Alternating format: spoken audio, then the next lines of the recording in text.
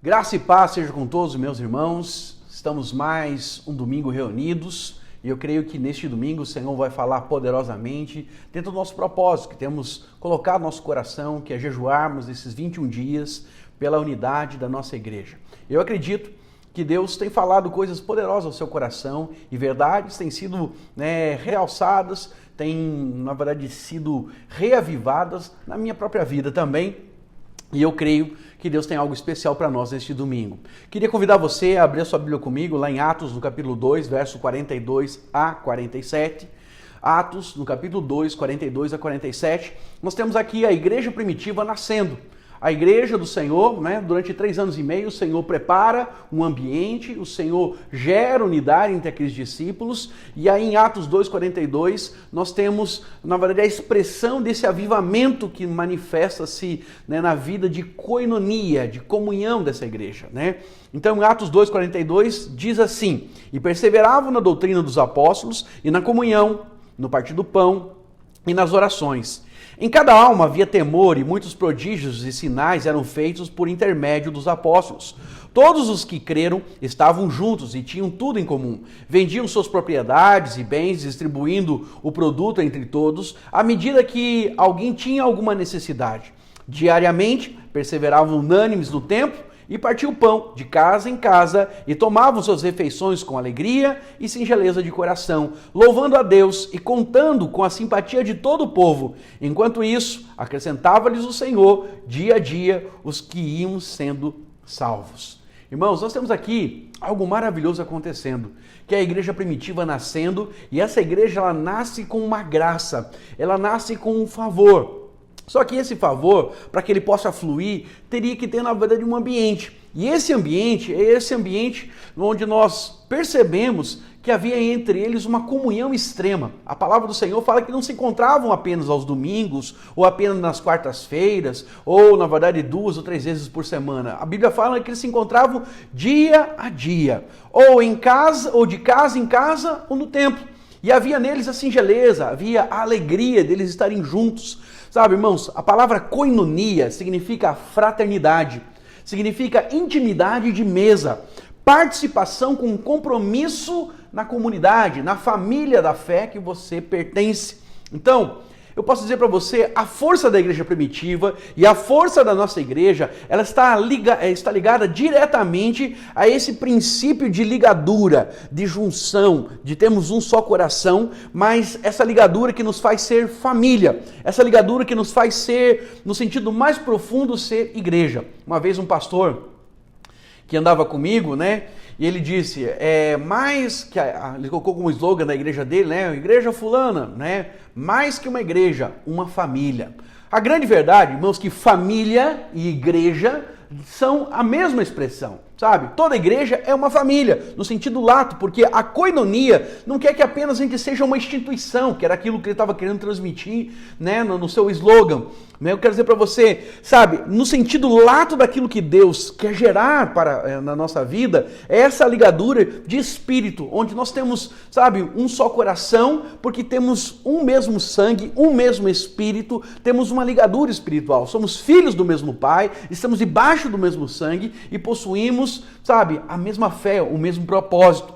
Então, a grande verdade, para que a koinonia possa acontecer dentro da vida da igreja, nós temos que ser humildes e reconhecemos que nós precisamos, sabe, crescer no nosso nível de comunhão. A grande verdade, irmãos, é que Deus não pode fazer nada que a gente não queira. Se a gente reconhece que está bom aquilo que estamos vivendo, é aquilo que nós vamos viver. Mas se nós ansiarmos por coisas maiores, Deus nos dará coisas ainda maiores. Então, precisamos ser humildes e reconhecer que nós temos que aumentar o nosso nível de comunhão. Algumas pessoas, elas imaginam que pelo fato de frequentarem os cultos, as células, os discipulados, elas já estão na comunhão. Mas quero dizer algo para você, querido, é possível você estar no culto da igreja a vida inteira e ter, quem sabe, 30 anos de vida de igreja, mas ainda você ser alguém que está sozinho, desconectado. Ou seja, você está no meio da multidão, mas está só, porque você não tem ligadura, você tem conhecidos, você tem amizades superficiais, você não tem, na verdade, a profundidade da ligadura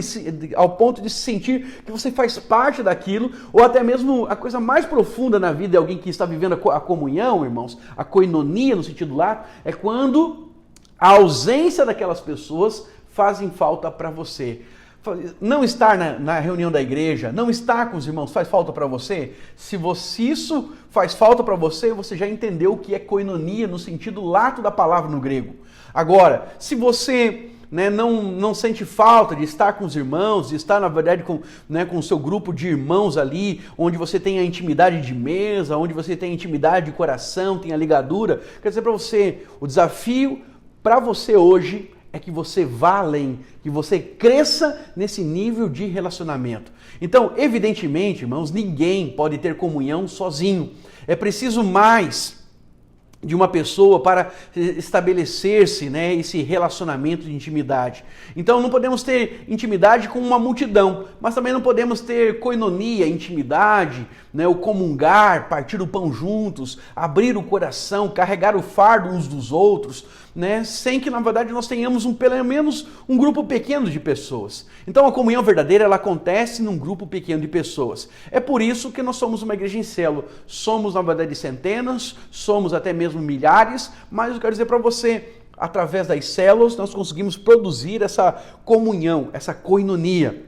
Então, a primeira coisa que eu preciso dizer para você é que você precisa avançar, para que você possa ter essa alegria de estar junto e a igreja não ser apenas uma instituição, um compromisso religioso, mas ela possa ser para você a sua casa, a sua família, os seus, que tem o mesmo espírito, que tem o mesmo sangue. O sangue de Cristo nos cobriu, nos ligou e é este sangue que nos faz, na verdade, sermos irmãos. Então a comunhão, ela também não pode ser algo que você pode imaginar que ela vai acontecer automaticamente. Irmãos, você precisa entender que todo relacionamento é algo que precisa ser cultivado.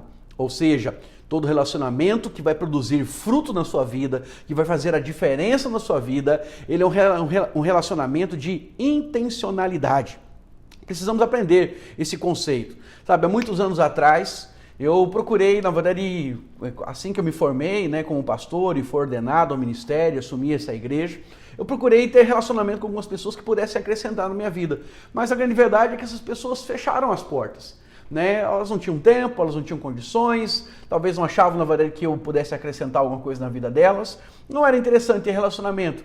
Então, eu procurei, na verdade, uma outra pessoa, o pastor Christian, lá de Cuiabá, e eu decidi no meu coração, vou ser o Timóteo dele e ele vai ser o apóstolo Paulo. Liguei para ele, falei isso para ele na primeira ligação. Se um dia você tiver a experiência de encontrar com o pastor Christian, pode perguntar para ele, ele vai lembrar dessa história. Foi algo que chamou a atenção dele e falei, mano, eu quero que você seja Paulo e eu quero ser Timóteo. Eu preciso de alguém me mentoreando, me discipulando, alguém falando na minha vida, alguém me discipulando. Sabe, irmãos, isso fez total diferença. Foi o pastor Christian que abriu uma porta para mim entrar na vinha e conhecer o pastor Aloysio, que foi outro relacionamento intencional. Em 2005, em novembro, eu estava lá em Goiânia, a primeira vez que eu tinha subido para o Centro-Oeste, e eu ouvindo aquele homem pregar, eu falei, eu quero ser amigo dele, eu quero ser discípulo desse homem, eu quero caminhar com ele, eu acredito que ele tem coisas para acrescentar. E o pastor Aloysio, então, virou, na verdade, para mim, um alvo de intencionalidade e de relacionamento.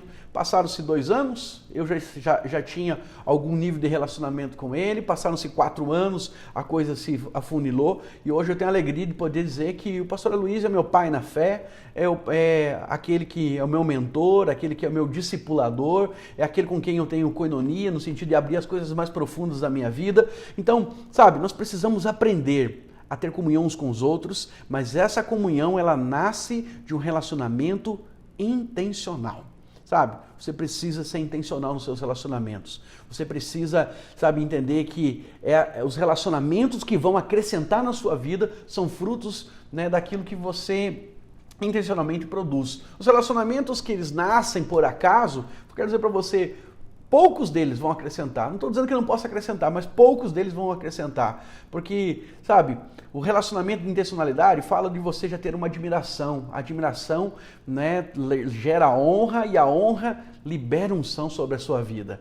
Então, a palavra bíblica, koinonia, ela é muito forte, porque ela significa que você passará, quando você tem koinonia, ter algo em comum com essa pessoa. Significa que você vai estar comprometido no uns aos outros, no suportar uns aos outros, no amar uns aos outros, no servir uns aos outros, e caminhar uns com os outros. Então, Então assim, nós estamos com Cristo, né? Ou pelo menos deveríamos caminhar, né, nessa intencionalidade. Mas a grande verdade é que eu e você precisamos caminhar dentro de uma outra realidade, onde a koinonia, ela produz, sabe, o relacionamento de intimidade que libera a nossa vida para o crescimento, para o aperfeiçoamento, para que Cristo seja formado em nós e também no dia da batalha, eu e você não estejamos mais sós. Sabe, a coisa mais triste é você descobrir que no dia da angústia você não tem amigos. Né? E você não tem amigos porque você não construiu a koinonia, sabe? Então eu quero dizer para você, o pecado, ele destruiu a comunhão entre Deus e o homem, mas o pecado também quebrou a comunhão do homem com o homem. Então antes do pecado não havia problema de comunhão. A própria Bíblia diz lá em Gênesis, no capítulo 2, verso 25, diz assim, e o outro homem e a sua mulher estavam nus e de nada se envergonhavam. Sabe, irmãos, estar nu significa estar despido de qualquer coisa. Sabe, não tem máscara, não tem defesa, você é você, porque você está na luz. Então significa que você está aberto, né, para o seu irmão, está aberto para aquele que você caminha. E aí então, eu e você podemos ter comunhão. Somente quando nós estamos na luz, quando nós estamos, sabe, sem nenhum tipo, na verdade, de máscara ou de defesa, é que a koinonia, ela pode surgir e isso vai produzir frutos em nossas vidas. Então, para sermos igreja, é necessário destruir todo tipo de individualismo. Sabe, você tem que abrir mão do pensamento, na verdade, que você se basta, que você é suficiente. Sabe, você não pode, né, na koinonia, ter o egoísmo, tem que pensar no nós. Tem que pensar em servir o outro, sabe? O que tange a vida da igreja é a cruz. E a cruz é abrir mão da sua vontade para servir a Deus. Sabe, para ser útil na mão de Deus para outro, em outras palavras. Então o Senhor também nos deu talentos, e esses talentos, essas capacidades, esses dons, eles foram dados a nós para que nós possamos beneficiar, servir a outros. Então Deus quer que você e eu dependamos, né, desse compromisso mútuo, onde eu e você estamos caminhando em identidade com Cristo, sabe? Cristo abriu mão da sua glória para servir o homem, né? O Cristo abriu mão da sua glória para servir a igreja. E da mesma forma, nós abrimos mão do nosso eu, quebramos com o individualismo, com o egoísmo, para servirmos uns aos outros. Então, para sermos igreja, nós precisamos da verdadeira koinonia, ou seja, a comunhão do Novo Testamento. Lá em 2 Coríntios, no capítulo 13, verso 3, diz assim: a graça do nosso Senhor Jesus Cristo, o amor de Deus Pai e a comunhão do Espírito Santo estejam sobre todos vós. Paulo encerra a segunda carta aos Coríntios dizendo isso, sabe? A graça é algo que é produzido pelo Senhor Jesus Cristo. Ele liberou, ele é a própria graça, né, sobre as nossas vidas. O amor está em Deus e é derramado em nossos corações, mas a comunhão é o Espírito Santo que produz, porque, sabe, é no relacionamento com o Espírito que nós vamos aprender a ter comunhão com Ele e comunhão com os nossos irmãos. Então, a grande verdade é que eu já ouvi muita gente falar que, pastor, uma igreja forte é aquela que tem um púlpito forte, tem uma palavra forte. Outros dizem, pastor, uma igreja forte, aquela que tem um poder espiritual, curas, milagres acontecem naquele lugar, aquilo é uma igreja forte.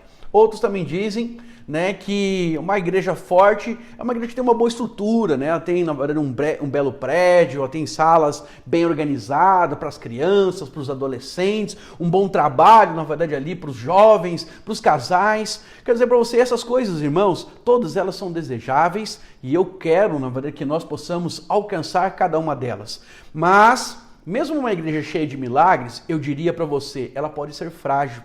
Porque mesmo uma igreja que tem um louvor magnífico, se ela não tiver koinonia, as pessoas não tiverem aliança, compromisso, mutualidade, né? Se as pessoas não entenderem que elas estão ali para ser Cristo, sabe? Haverá muita vaidade, haverá entre eles divisões, vai haver poder de Deus, mas vai ser igual a igreja de Corinto, né? Tem muitos dons, mas há divisão, há, na verdade, desvio doutrinários, há, na verdade, partidarismo. E a grande verdade, então, é que nós somos chamados pelo Senhor para sermos discípulos do amor.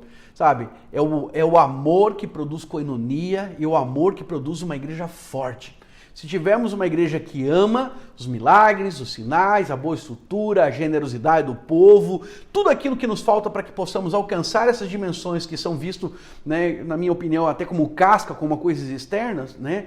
Na verdade, será manifesto, mas primeiro o interno, para depois o externo. Então não podemos abrir mão sim do poder, do louvor, da estrutura, da prosperidade, da salvação de almas, mas precisamos hoje, irmãos, realçar a força que a igreja que possui a verdadeira comunhão é a igreja que é forte. A igreja que tem comunhão com o Espírito Santo, que tem a comunhão com os irmãos, é essa igreja que vai produzir juntas fortes, sabe? Mesmo que nós tenhamos ossos fortes, né, em nosso corpo, se nós não tivermos aqui as juntas mais fortes, a grande verdade é que o corpo será molenga. Então, é como, na verdade, uma rede. Pensa numa rede agora comigo. Uma rede. Se você tem uma rede muito grande, mas os nós, né, que fazem, na verdade, essa rede, né, ganhar forma, ganhar estrutura, elas forem fracas, quer dizer para você, ela não terá força. Quando lançada na água, ela vai desmanchar, vai virar um emaranhado de fio, e a grande verdade é que ela não cumprirá o propósito. Então uma igreja só é forte quando ela está entrelaçada como nós, com os nós, né? Os nós da comunhão, da intimidade, de um relacionamento profundo. Se os nós da rede estão firmes, consolidados, então essa igreja ela está apta a ser lançada ao mundo, e agora, pelo relacionamento, sabe, nós vamos pescar as almas, vamos pescar as vidas, mas como nós temos relacionamentos firmes, fortes entre nós, sabe, é evidente que aqueles peixes que nós vamos ganhar vão, na verdade, ficar e permanecer entre nós. Por quê? Porque eles serão presos pela comunhão, serão presos pelo relacionamento. Não sei se você já ouviu falar sobre um pastor chamado George Barna. Ele gastou a vida dele inteira falando sobre a questão do crescimento da igreja e estudando quais são os fatores do crescimento de uma igreja. E uma das coisas que ele fala, muito interessante, é que se uma pessoa, uma vez que ela tem uma experiência genuína com Jesus e ela não tem pelo menos 3 relacionamentos saudáveis com cristãos na comunidade de fé, na igreja local que ela pertence, dificilmente essa pessoa permanecerá. Ela pode permanecer às vezes ali por 3 meses, 6 meses, 1 ano, 2 anos, mas ela precisa de pelo menos 3 relacionamentos saudáveis, relacionamentos que acrescentem, que sirvam ela, que sejam na verdade família para ela, para que ela possa permanecer na igreja. Então, irmãos, eu quero dizer para você, aqui está uma chave para mim, está uma chave para você que é líder de célula e quer que a sua célula cresça e quer, na verdade, ter frutos que permaneçam. Aqui está uma chave espiritual para você, minha irmã, que está querendo ganhar o seu marido. Seu marido, às vezes, não vem para a igreja porque ele não consegue ter relacionamento. Sabe, uma vez que 1, 2, 3 irmãos conseguirem formar relacionamento com você, ele aceitará o Cristo. Sabe, nós temos dificuldade, em primeiro momento, de aceitar a Jesus. Mas se nós, né, conseguimos confiar no nosso coração nas pessoas que conhecem a Jesus, certamente conheceremos o seu Deus, conheceremos a Ele. Eu sempre falo para os irmãos, né, no evangelismo, ganhe primeiro a pessoa para você e depois ganhe a pessoa para Cristo. Por quê? Porque relacionamento é aquilo que gera poder, é aquilo que gera pressão, né, para que a pessoa possa permanecer, é o que vai gerar raiz na vida dela. A verdadeira comunhão cristã, irmãos, então ela só pode acontecer por meio do Espírito Santo. Amém? Ou seja, o Espírito operando em nós e fazendo com que nós tenhamos relacionamento onde nós vamos, sabe, acrescentando na vida do outro. A igreja primitiva fala ali que eles perseveravam unânimes na doutrina dos apóstolos, né? Eles se reuniam de casa em casa, se reuniam no templo, eles com singeleza e alegria de coração, eles faziam as refeições, partiam o pão e ganhavam o quê? A consideração. Eles ganhavam o respeito, eles ganhavam, como diz o texto no original, a simpatia, né, da sociedade. Sabe? Relacionamentos que produzem crescimento, relacionamentos que acrescentam na vida do outro, ou seja, a koinonia acontecendo no sentido lato da palavra, é o que vai fazer com que as pessoas possam vir para a igreja e permanecer na igreja. Amém? Então, eu e você, irmão, somos ganhadores de almas, somos pescadores que pescam. Sabe, antigamente éramos pecadores, mas Deus transformou os pecadores em pescadores. E esses pescadores que pescam almas, que pescam vidas, precisam estar atentos. É através da koinonia, né? Não apenas do caminhar junto, mas sim da koinonia, é que nós vamos alicerçar, fundamentar, consolidar aqueles que o Senhor tem nos dado. Pastor, o que não é, né, koinonia? Então eu gostaria de falar em primeiro lugar sobre esse aspecto, né, sobre a koinonia. O que não é? Muitas pessoas confundem, muitas pessoas acham que a igreja ela é algum tipo de local onde nós temos, né, um relacionamento social. E a grande verdade é que a primeira expressão do que não é koinonia, koinonia não é relacionamento superficial. Sabe, irmãos? Relacionamentos superficiais é o que nós temos lá no Lions Club, lá no Rotary Club. Então, esse tipo de comunhão barata, né, superficial, onde você vai num evento social, põe um bom terno, põe, né, um bom vestido, né, põe uma roupa, vai lá, participa do evento, da festa, do baile, né, do aniversário, né, das comunhões sociais daquele clube. Falo para você, ela na verdade é algo muito superficial que a igreja não deveria viver, porque a igreja não foi planejada por Deus para isso. A igreja não é um clube, a igreja é um lugar de vida. Sabe, as pessoas que estão nesses clubes, elas têm alegria sim de estar lá no churrasco, estar lá no jantar, né? Elas apreciam, na verdade, uma boa conversa sobre futebol, sobre política, sobre, né, a família, né, sobre assuntos comuns que eles têm, de talvez de negócios que eles possuem, mas a grande verdade é que essas pessoas superficiais, elas têm uma comunhão limitada e o que é pior, todas as vezes que elas se reúnem para ter uma comunhão para gerar morte, para criticar, para, na verdade, né, fechar o coração, para emitir opinião sobre o outro. Sabe, para você, eu quero dizer para você, koinonia não é uma comunhão, né, onde você fala de coisas externas. Koinonia é quando você fala daquilo que é próprio do seu coração. Quando você ouve o que está no coração do outro e você, nesta reunião, vai gerar vida. Amém? Irmãos, nós somos ministros da palavra que gera fé e que gera vida. Então a nossa comunhão, a nossa identidade no sentido do que é caminhar junto, né, não é falar sobre futilidades, não é se assentar para comentar sobre a vida dos outros. Nós, na verdade, falamos daquilo que gera vida.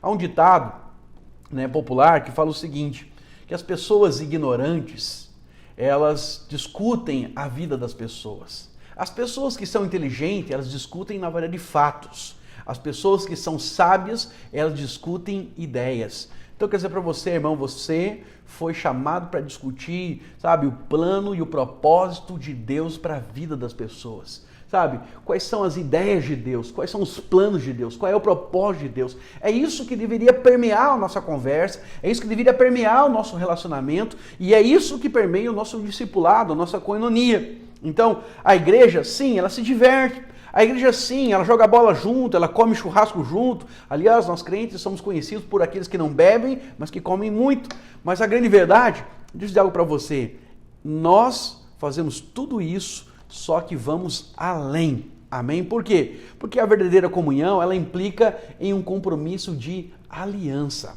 Sabe? Onde nós estamos comprometidos não com um evento social, estamos comprometidos com a vida uns dos outros, porque queremos que todos possam crescer. Amém? Segundo, o que não é koinonia? Não é uma comunhão abstrata. Apenas estar juntos, querido, não é algo suficiente para ter comunhão. Mas nós podemos ter comunhão muitas vezes sem estarmos juntos. Não, jamais. Precisamos estar juntos. Mas o fato de estarmos juntos não significa que nós atingimos o propósito. Sabe, para desfrutarmos da comunhão do Espírito Santo, nós precisamos, sabe, nos reunir. A palavra de Deus fala, 2 ou 3 reunidos no nome do Senhor. Então, o que une os cristãos, o que fazem eles estar numa verdadeira comunhão, é entender que naquele grupo pequeno, naquele grupo menor, eles estão reunidos no nome de Jesus e agora, no propósito, eles estão ali para edificar uns aos outros, para acrescentar. Sabe, irmãos, às vezes é num conselho, às vezes na verdade numa direção, às vezes é num testemunho, às vezes é contando uma experiência de algo, às vezes é apenas divagando sobre a palavra de Deus. Nós estamos discipulando, nós estamos edificando e nós estamos gerando vida. Sabe? Quando você senta com alguém, alguém começa a contar a história da vida dele e você começa a perceber, fala, poxa, eu não posso fazer isso no meu casamento, posso fazer isso nos meus negócios, não posso lidar assim com o meu funcionário, não posso ser esse tipo de funcionário. Sabe? Quando você começa a tirar experiências da conversa que o outro está falando, está testemunhando, está ali explicando, eu falaria para você, isso é a edificação do corpo. É dessa forma que nós funcionamos. Então, não sei se você já viu, mas tem aquele irmão que ele acha que ele está na comunhão. Mas ele é aquele cara que, sabe, normalmente você tem que acordar ele na reunião de oração, né? E aí quando você exorta a pessoa porque ela está dormindo ali, né, na oração, fala, não, pastor, eu estava orando no Espírito. Sabe, o mesmo acontece também com aquele cidadão que ele não participa na vida da célula, ele não participa com regularidade dos cultos, ele só vem no culto da ceia. E ele sempre diz, pastor, eu não estava presente, mas estava em espírito. Sabe, ele ainda tem a cara de pau muitas vezes dizer, pastor, eu faço parte, né, da igreja invisível. Irmão, dá para perceber. A gente nunca vê você no culto, deve fazer parte da igreja invisível mesmo, porque a gente não enxerga você aqui. Então, eu quero dizer algo para você. Não adianta se esconder atrás de supostas respostas teológicas, mas que não dão suporte, segundo a palavra de Deus, do que é a verdadeira comunhão. Irmão, se nós estamos juntos, num relacionamento de compromisso, num relacionamento de aliança, precisamos ter comunhão e estarmos juntos. Sabe, como eu disse para você, comunhão, koinonia, não pode ser algo abstrato, tem que ser algo real. Sabe, então, as pessoas que vivem atrás dessas desculpas, né, me perdoe falar isso, mas são pessoas que vivem uma vida de individualidade, de independência. Sabe, irmãos, isso não é o propósito de Deus para a sua vida, não. O propósito de Deus é que você seja um e não seja individualista. Que você não seja independente, mas que você ande como corpo, na dependência do Espírito e também do relacionamento daqueles que vão acrescentar na sua vida a palavra e o Espírito. Então, o que é koinonia? Em primeiro lugar, koinonia é vida compartilhada. Sabe, koinonia, comunhão, relacionamento que acrescenta, que faz com que nós tenhamos compromisso e aliança, é vida compartilhada. Ou seja, não é questão de ter muitas pessoas, né, reunidas num lugar. Podemos ter muita gente reunida, mas se elas não tiverem a mesma vida, não há. Então, koinonia é uma questão de ter uma só vida, apesar de termos muitas pessoas. Então não é uma questão de ter uma multidão de pessoas, né, frequentando os nossos cultos, frequentando as nossas células, mas é uma questão de todos possuírem a mesma natureza. A palavra koinonia significa vida compartilhada, né, a vida onde nós compartilhamos a vida na mesa, no partir do pão, nas refeições. Portanto, comunhão é uma questão de você estar unido ao outro. Sabe, irmãos, um cão não pode ter comunhão com um gato. Um rato não pode ter comunhão com um elefante. Para que possamos ter comunhão, precisamos ter a mesma vida. Por isso, somente aqueles que são nascidos de novo são aqueles que têm a comunhão de forma plena. Amém? E aí eu falo para você, nós somos exortados pela própria palavra de Deus a termos apenas comunhão com aqueles que são do mesmo Espírito. Ou seja, não podemos, né, segundo a palavra de Deus, não podemos ter comunhão com as trevas. Temos que ter comunhão apenas com a luz, né? Por isso a exortação do salmista no Salmo 1 diz assim: bem-aventurado o homem que não anda no conselho dos ímpios e não se detém no caminho dos pecadores, nem se assenta na roda dos escarnecedores.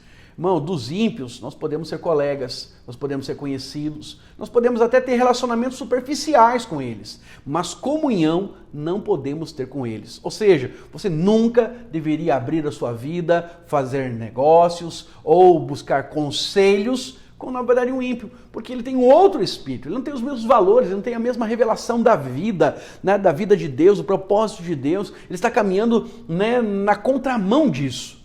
Então, eles são trevas e nós somos luz. Comunhão é compartilhar vida com aquele que tem a mesma vida. É por isso que em 2 Coríntios, capítulo 6, versos 14 a 18, fala sobre essa realidade. Diz assim: não vos ponhais em julgo desigual com os incrédulos, porquanto que sociedade há de haver entre a justiça e a iniquidade? Ou que comunhão há de haver entre a luz e as trevas? Que harmonia há entre Cristo e Satanás? Ou que união há do crente com o incrédulo? Que ligação há entre o santuário de Deus e o santuário dos ídolos, porque nós somos santuários de Deus, do Deus vivente. Como ele próprio disse, habitarei e andarei entre eles, serei o seu Deus e eles serão o meu povo. Por isso, retirai-vos do meio dele, separai-vos, diz o Senhor. Não toquei nas coisas impuras, e eu vos receberei, serei vosso pai, e vós sereis para mim filhos e filhas, diz o Senhor Todo-Poderoso. Querido, como se aconselhar com alguém que não conhece a Deus e nem tem o Espírito de Cristo? Como abrir o coração com aquele que é ímpio? Jesus disse que nós não devemos jogar pérolas aos porcos. Jesus disse que nós precisamos, guardar aquilo que temos para aqueles que são santos. Então, meu irmão querido, minha irmãzinha que está me ouvindo, nossas lágrimas são pérolas, nossos sonhos são joias preciosas e ovelhas jamais deveriam ter comunhão com lobos. Você está entendendo? A grande verdade é que só podemos ter comunhão com aqueles que têm jugo igual. Amém? Então, mantenha-se na luz e tenha comunhão com aquele que está na luz. Não adianta querer ter coinonia com aquele que não tem o mesmo espírito. Temos coinonia, temos comunhão com aqueles que têm a mesma natureza que nós. Segundo, é a comunhão que Cristo teve com os seus discípulos. Ou seja, uma comunhão de aliança e compromisso. Querido, aqui eu quero encerrar com você. A comunhão de Cristo e com os discípulos, ela foi muito mais do que eles estarem juntos, foi muito mais do que eles estarem na mesma casa. Aliás, eles nem moraram na mesma casa, eles caminharam juntos. Então a verdade é que eles viajavam por todo Israel, por todo o território de Israel, ficavam no mesmo lugar, mas a grande verdade é que o relacionamento deles não baseava-se pela questão da geografia, de estar debaixo do mesmo teto, de estar na mesma equipe. Não, a comunhão entre os discípulos era um relacionamento de compromisso mútuo e de aliança. Você não consegue ver Jesus ter comunhão com os fariseus. Por quê? Porque eles tinham outro espírito.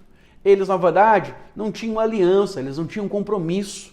Eles até reconheciam que Jesus era mestre, mas eles simplesmente colocavam cerquinha nesse relacionamento, e não permitiam que Jesus falasse ou ensinasse a eles. Discípulos, irmãos, ou koinonia, melhor posso dizer para você, nascem através de compromisso. Se você está num relacionamento aqui dentro da igreja, a minha pergunta para você é o seguinte: você, na verdade, tem compromisso com a sua igreja? Você tem compromisso com a sua célula? Você tem aliança com o seu líder? Porque, irmãos, é verdade que nós podemos estar reunidos, mas só podemos ter coinonia se estivermos comprometidos uns com os outros. Não existe casamento que vai durar ou que vai permanecer se o marido não decidir ter compromisso com aquela mulher. Compromisso de chegar no horário, de um compromisso, na verdade, de colocar comida, de dar o carinho, de ter aliança, ao ponto, na verdade, de quando houver os destratos no relacionamento, haver o perdão, o quebrantamento, o desejo de fazer o relacionamento dar certo. Da mesma forma também, eu quero dizer para você, se você está aqui na igreja, você precisa ter esse mesmo coração, porque não podemos ter comunhão sem que possamos ter compromisso, aliança mútua uns com os outros, É um engano achar que nós podemos viver a vida da igreja sem termos aliança e compromisso. Não, querido, todo mundo que anda com alguém vai ter perca, Para andar com a minha esposa, para ser novo marido dela, eu tive que abrir mão de muitas liberdades. Da mesma forma, se queremos andar em aliança com a igreja, em aliança com Cristo, nós temos que ir para a cruz. É por isso que Jesus disse, se alguém quiser me seguir, deve tomar a sua cruz, negar-se a si mesmo e seguir-me. A aliança começa no negar a si mesmo. Mas é interessante que lá em Lucas, no capítulo 9, quando Jesus fala sobre esse discurso do negar a si mesmo, a Bíblia fala que eram 70 discípulos e muitos começaram a deixá-lo a ponto de ficar apenas os 12. E aí Pedro, na verdade, uma vez questionado por Jesus, diz, e vocês também não vão? E aí Pedro diz, para onde iremos, Senhor, se só tu tens as palavras de vida eterna? Os discípulos, eles tinham koinonia, eles tinham comunhão, porque simplesmente eles deixaram a superficialidade para andar na profundidade da intimidade, ao ponto de entender, para que eu possa ter intimidade, para que eu possa receber a unção, para que eu possa ter a revelação do meu mestre, eu preciso negar a mim mesmo. Irmãos, não existe unidade sem a cruz. Não existe unidade sem que eu e você possamos caminhar, né, num relacionamento mais profundo com o Senhor. Não sei se você lembra, mas na última ceia, Jesus mandou que Judas saísse. Judas, ele não tinha compromisso, por isso ele não poderia fazer parte daquele momento de comunhão. Para o judeu, partir o pão e dar ao outro, né, que era um costume rabínico, né, um costume, na verdade, da religião judaica, era dizer, estou partindo daquilo que é meu e estou compartilhando com você para ter comunhão. Um judeu jamais sentava, né, com um gentil, com alguém que não fosse, né, de Israel, que fosse judeu. Por quê? Porque simplesmente ele sabia que ele não poderia ter comunhão com alguém que pensava diferente, que alguém que tinha uma visão de mundo diferente. Então, sabe, precisamos unir nossos corações nesses dias. Precisamos ter unidade no sentido mais profundo da palavra, onde nós entregamos nosso coração para a nossa liderança, entregamos nosso coração para a igreja, decidimos servir aqueles irmãos que são a igreja na célula, no discipulado, na vida de comunidade que nós decidimos caminhar. Então, quando somos envolvidos num ambiente de compromisso, a grande verdade é que nós teremos liberdade para sermos quem somos, perguntar o que precisa ser perguntado e simplesmente estar sem que isso seja peso, mas seja uma alegria e nos faça falta. A minha pergunta para você hoje é: faz falta você estar reunido com a igreja? Faz falta você estar reunido com a célula, estar reunido com os irmãos?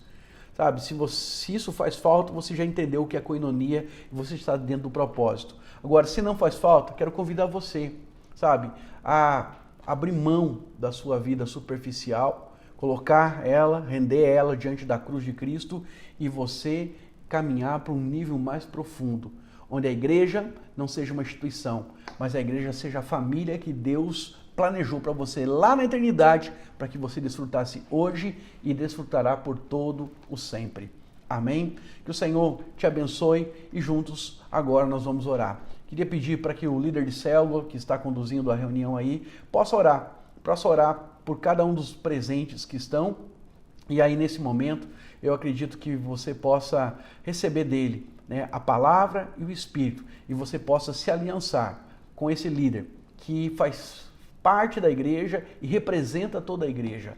Juntos, eu acredito que nós podemos ser mais fortes e cumprirmos o propósito de amarmos uns aos outros e sermos um como Cristo é com o Pai. Amém? Deus abençoe você, em nome de Jesus.